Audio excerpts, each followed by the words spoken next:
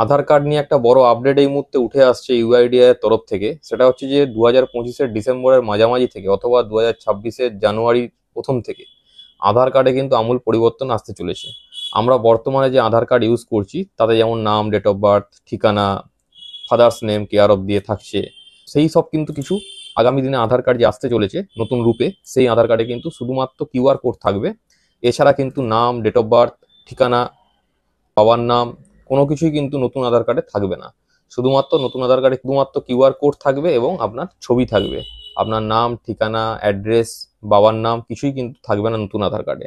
এটা হচ্ছে আধারের সুরক্ষার জন্য, আপনার যাবতীয় ডাটা সেফটির জন্য কিন্তু এটা ইউআইডি এর তরফে আনতে এই আপডেটটা বাধ্য হয়েছে। শুধুমাত্র আপনাদের ডাটা সুরক্ষিত রাখার জন্য, যাতে আধার কার্ড জাল হচ্ছিল, ডুপ্লিকেট হচ্ছিল, তো এই জিনিসগুলো রোখার জন্য, বন্ধ করার জন্য, যাতে বাইরে থেকে আধার কার্ডের সমস্ত ডিটেলস দেখতে পায়, জানতে পারে, সেই জন্য একটা কিউআর কোড স্ক্যানার থাকবে।